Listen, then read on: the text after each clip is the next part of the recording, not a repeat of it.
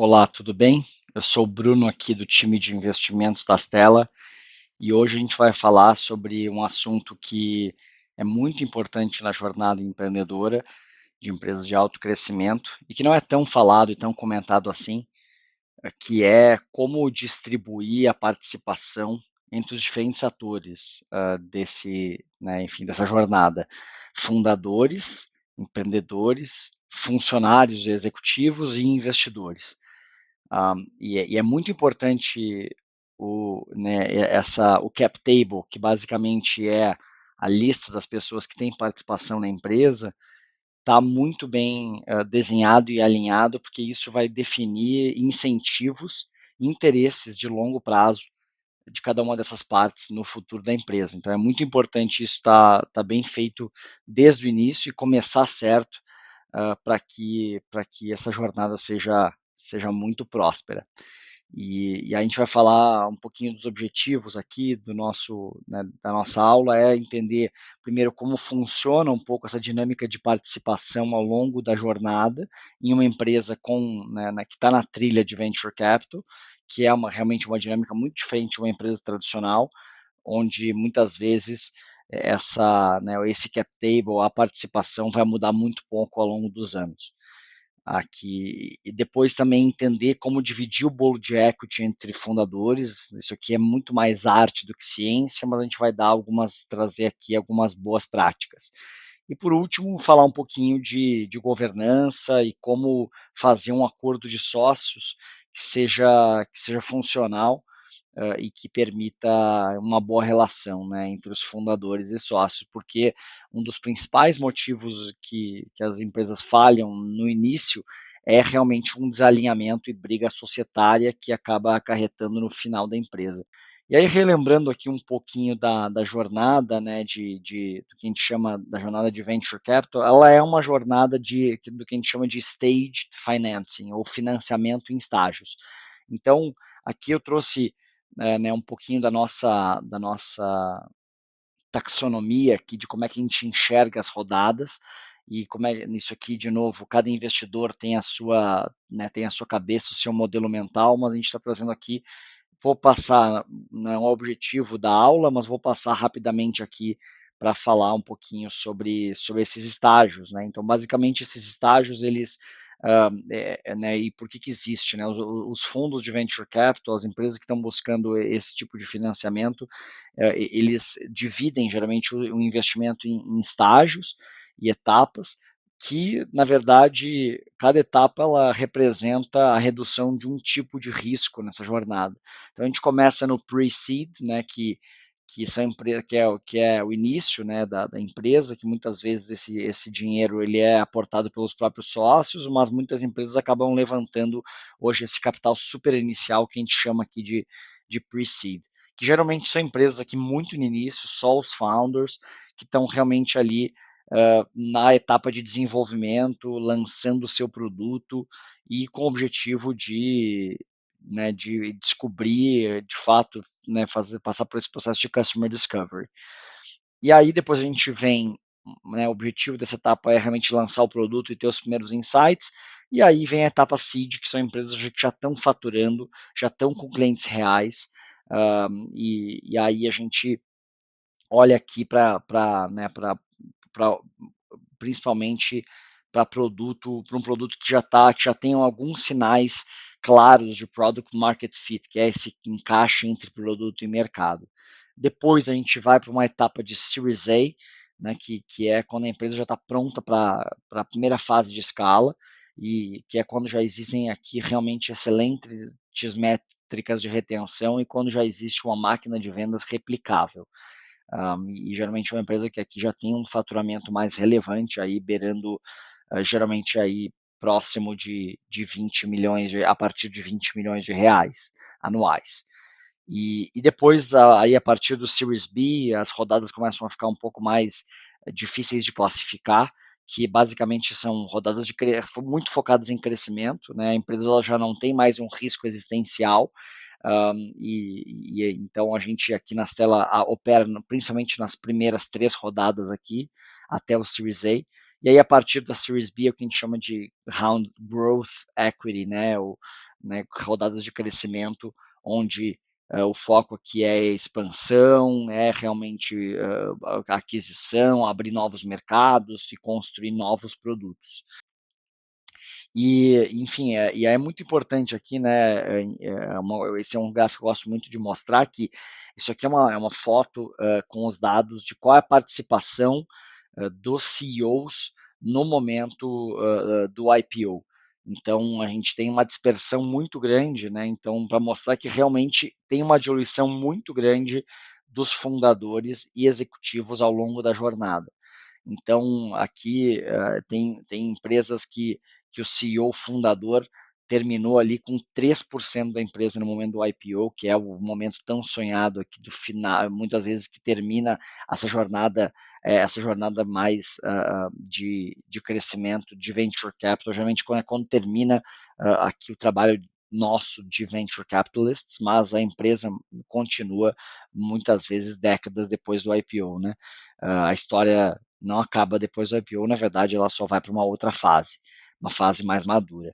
Então tem uma dispersão muito grande aqui entre participação, né? Então, mas mostra que realmente na média isso tem a ver com o número de rodadas e com a eficiência de capital ao longo da jornada, que a gente fala muito aqui nas telas. Então, o ideal é as empresas, né?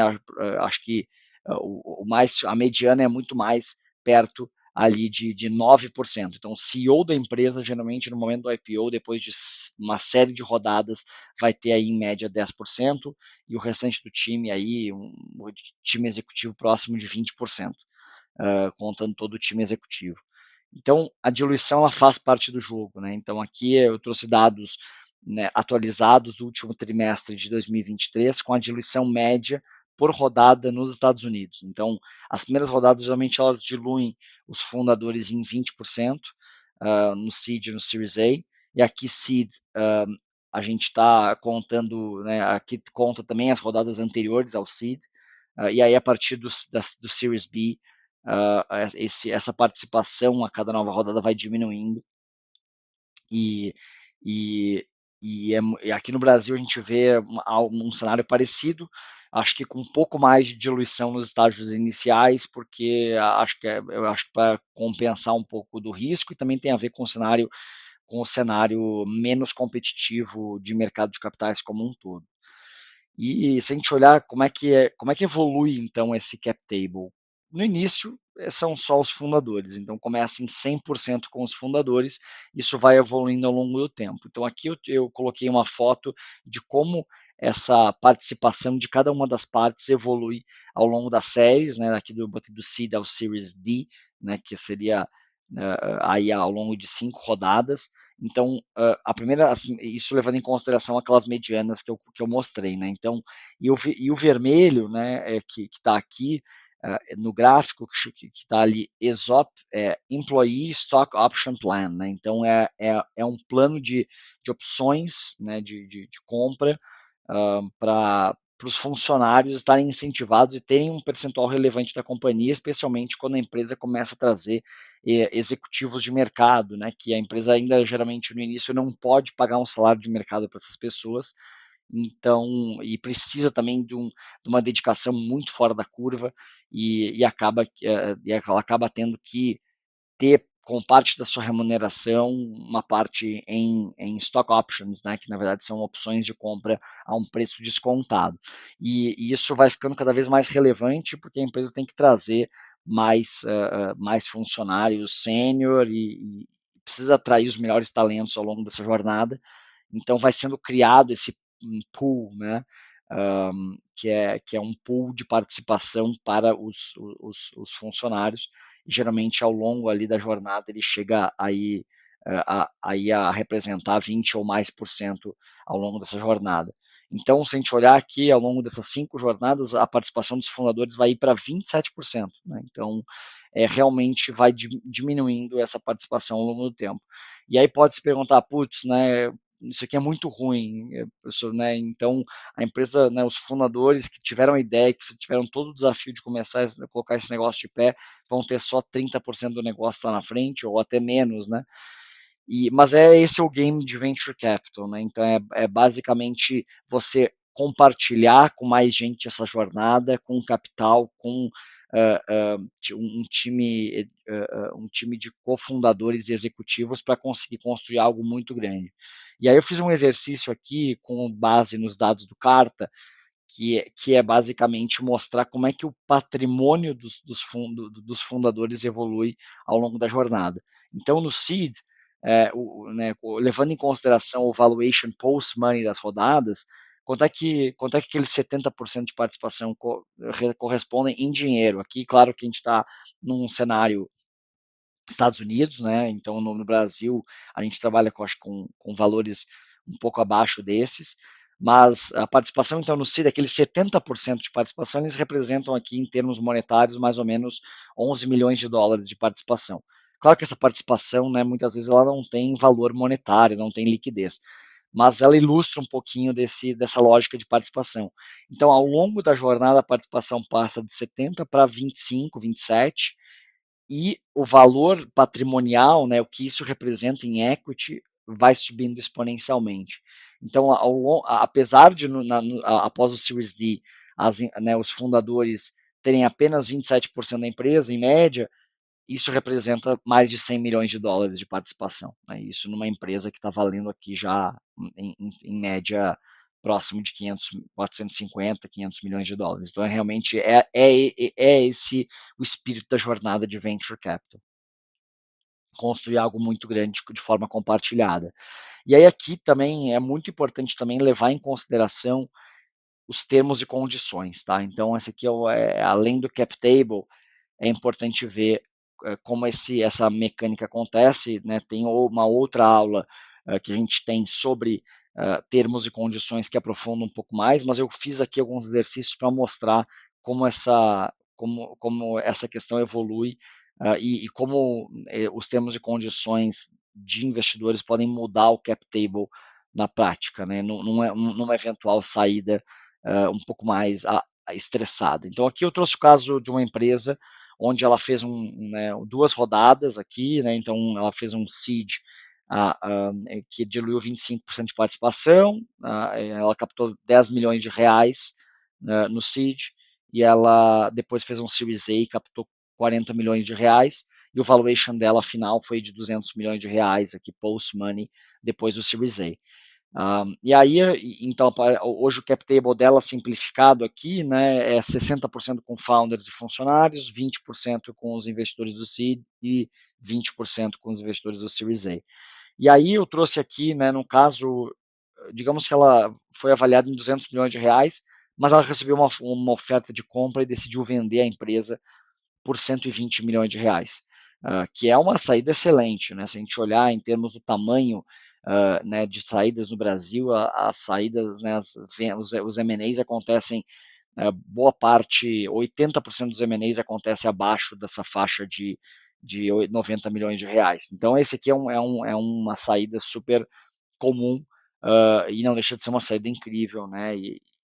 Mas mostrando aqui que, como a última rodada foi avaliada a 200 milhões de reais, existem alguns mecanismos de proteção, o mais dos investidores, o mais conhecido deles é o que se chama de liquidation preference, ou preferência na liquidação, ou na liquidez, que é basicamente se o valuation de saída for abaixo do valuation da última rodada, os investidores têm prioridade em receber o seu caixa para garantir pelo menos uma vez, e aí pode ser até mais do que uma vez, o capital investido. Então, por exemplo, aqui, né, eu fiz nesse caso onde a empresa foi vendida por 120 milhões de reais, então o investidor do seed, ele entrou com 10, ele vai sair com 24. Então, a liquidation preference não aplica porque ele está no lucro. Mas no Series A, ele colocou 40 milhões de reais.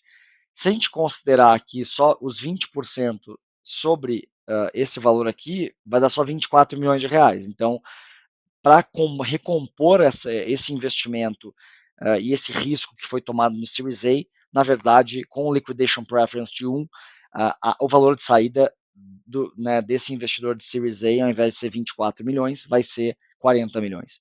Então, na prática, o cap table, eu coloquei aqui o equity ajustado numa saída abaixo desse último valuation, ele acaba sendo um cap table ajustado.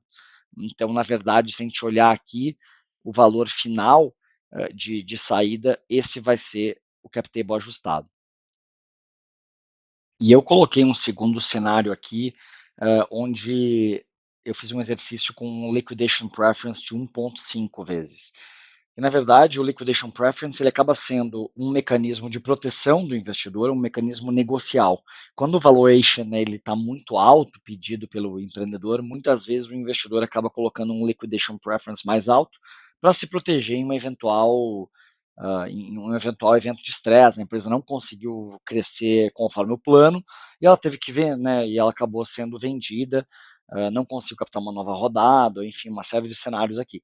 Então aqui eu coloquei esse caso, então nesse caso, no mesmo caso, se o Series A fosse feito com liquidation preference de 1.5, o seed aqui eu mantive o liquidation preference de 1. Isso impactaria, né, que a saída do investidor do Series A representaria 50% do equity. Então, na verdade, só 30%, embora então, ao invés de a participação dos founders num eventual momento de saída mais estressado ia representar metade do cap table na prática. Né? Então, isso aqui é só para trazer uma cor sobre como é importante levar em consideração os termos de condições e não só olhar o cap table puro, né? Porque existe essa pilha de ações preferenciais, né? Que tem uma série de direitos que são sêniores, né? Mais que são, enfim, prioritários em relação às ações dos fundadores e dos colaboradores. E, enfim, esse é um assunto muito importante também quando a gente fala de valuation, e por que que não, né, e por que é importante né, não fazer um valuation, não exercer, não tentar sempre esticar o valuation ao máximo, mas sim manter ele dentro do razoável. E aí eu trouxe aqui também, trazer aqui agora também algumas dicas de como consertar um cap table comprometido. Então, a gente tem uma regra de ouro aqui, que é os fundadores mais os funcionários, eles têm que ter 51% da participação após o Series A. Então, a mediana americana é um pouco mais alta, conforme a gente mostrou lá atrás, é cerca de 60 e poucos por cento. Então, se a gente voltar aqui, ela, né, então, após Series A, a gente tem aqui 65%, mas é uma regra de ouro super importante. No Brasil, a gente, como eu falei, tem mais diluição no early stage, normalmente, então é a nossa regra de ouro aqui, e aí a gente acaba fazendo essa conta, né, de trás para frente, ou seja, um, quanta participação a empresa tem que ter pós o seed, pós o pre-seed, para ela garantir essa participação mínima pós o Series A. E aí eu usaria essa regra de ouro para você se guiar. E aí a gente tem aqui algumas maneiras de consertar, ou fazer uma emissão de um novo stock, né, um novo plano de stock options para os fundadores e para o time executivo. Então, uma maneira de fazer, né, um novo tipo, e aí geralmente os planos de stock options eles têm né, um vesting, ou seja, eles não são dados na partida, né, não é uma participação que o time tem na largada, mas sim uma participação que vai ter que ser construída ao longo do tempo. Então, é uma maneira também de dar mais participação para quem está na operação, mas ao mesmo tempo com um compromisso de longo prazo. Então acaba sendo uma maneira de muitas vezes ajustar o cap table sem gerar muito estresse com os investidores atuais que vão ser diluídos. E, mas é fundamental entender que investidores que compraram muita participação muito cedo, isso pode parecer bom, porque eles foram espertos, né? Então tem muita participação, mas isso compromete esse alinhamento de interesse ao longo da jornada. E aí, claro, aqui eu trouxe também a recompra de investidores, né? Então eu acho que acaba sendo uma maneira super comum, mas muitas vezes, né, os fundadores não têm esse dinheiro, né, a empresa também não tem esse dinheiro para pagar né, e recomprar essa participação, mesmo com desconto. E aqui eu trouxe também o que acaba às vezes acontecendo, que é uma venda a um valor simbólico e ter um acordo bilateral entre as partes. Então, por exemplo, eram 3 cofundadores, teve um que saiu na metade do caminho, ele tem, sei lá, 15% de participação, que é uma participação super relevante, e aí é fundamental, né? É muito ruim ter um um sócio não executivo com tanta participação, que não é investidor, que não colocou dinheiro, então isso deixa menos espaço para outros investidores no cap table, levando em consideração a regra de ouro. Então, às vezes, isso é feito uma compra por valor simbólico para limpar o cap table e é algum acordo entre os fundadores sobre o que aconteceria em uma eventual saída.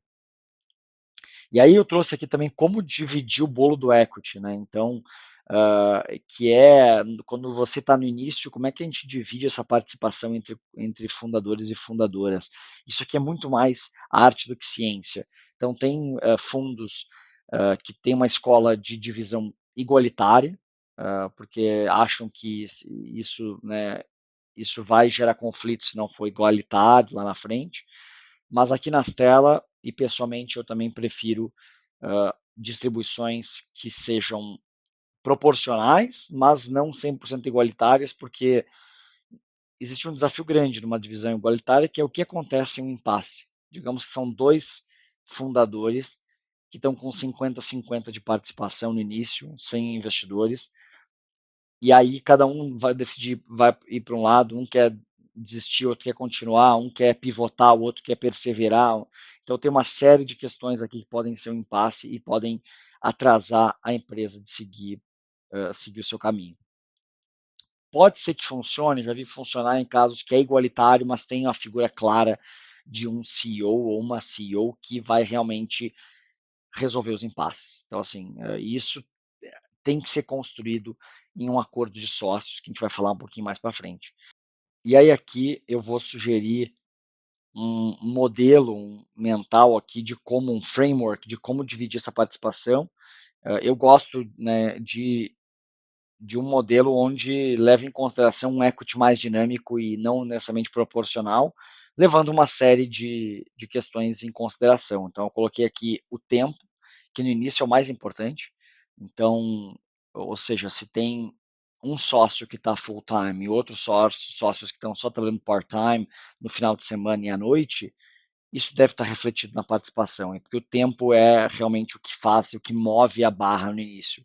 No início é muito difícil conseguir mover e construir a primeira versão do produto e conversar com os clientes, fazer as primeiras vendas, então o tempo é muito importante, dedicado. Então eu considero o tempo a variável mais importante, mas isso, de novo, é uma arte que deve ser conversado em cada caso e entre o time de fundadores para se definir qual peso vai ser dado para cada um desses elementos. Outra questão é o custo de oportunidade, então às vezes a gente tem uma diversidade em termos de senioridade no time, então às vezes a gente tem alguém que ganha muito bem no mercado e aí não quer sair da sua posição, ou decidiu, não, eu vou, mesmo que eu ganhe um super salário, eu vou sair, então uma pessoa que tem um custo de oportunidade mais alta, faz sentido ela ter um pouco mais de equity.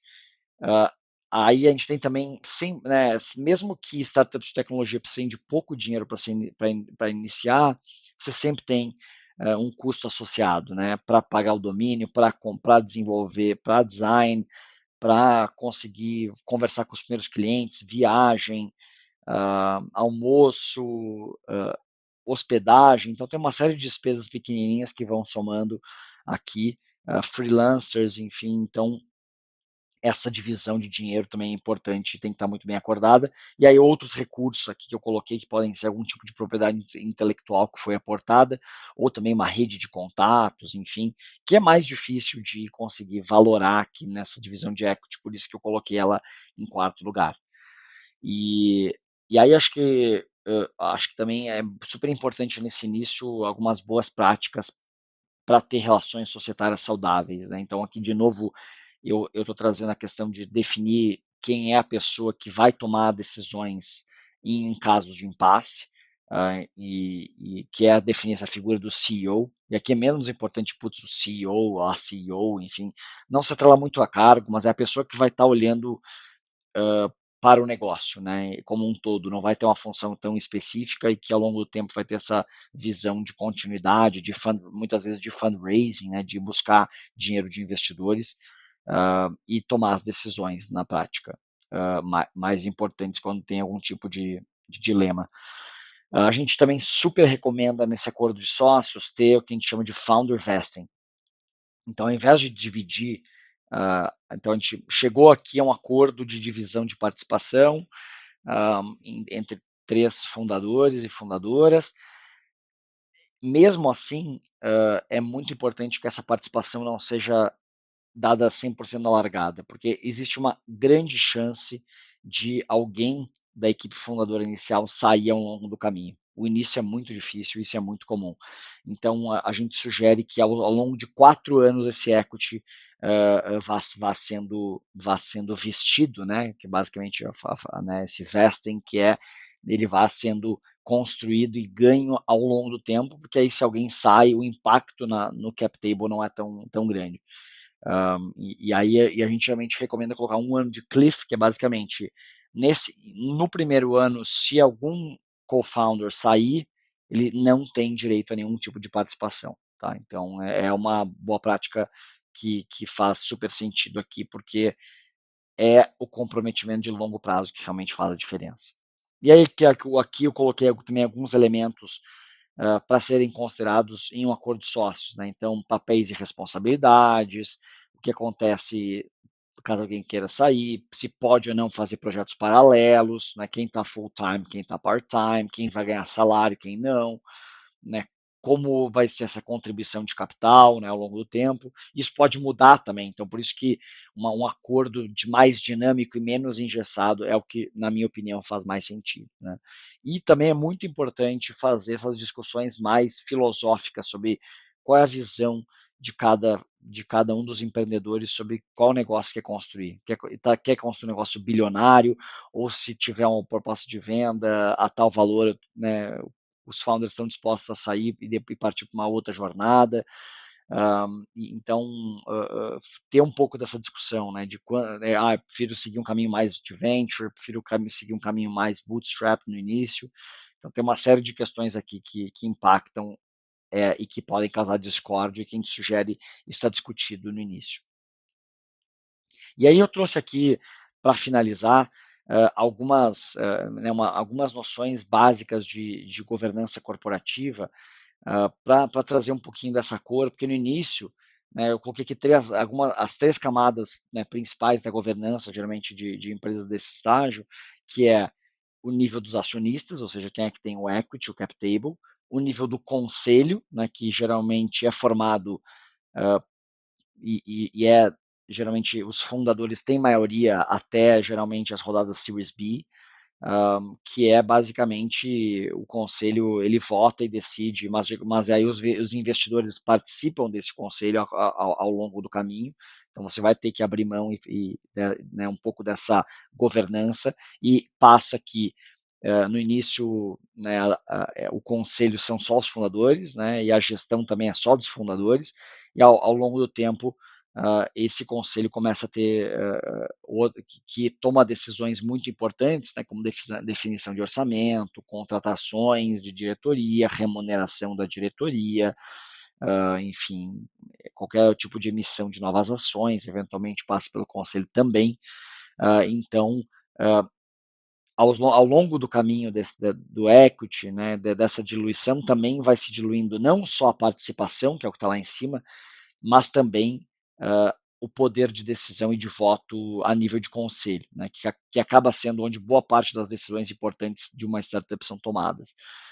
E aí tem a gestão, que é essa geralmente fica na mão dos founders durante muito tempo, e aí, né, geralmente a gente vê normalmente o CEO, a CEO da empresa, como fundador, né, pelo menos pelas primeiras 3, 4, 5 rodadas, e no Brasil é ainda mais raro ver CEOs de empresas de alto crescimento que receberam venture capital não serem os fundadores. Então, essa camada de gestão geralmente continua na mão dos founders por mais tempo, mas a decisão a nível de conselho e a participação vai se diluindo ao longo do tempo. Era isso que eu tinha para hoje, para essa aula de participações, e é muito importante começar bem para todos os interesses estarem bem alinhados ao longo da jornada. Obrigado.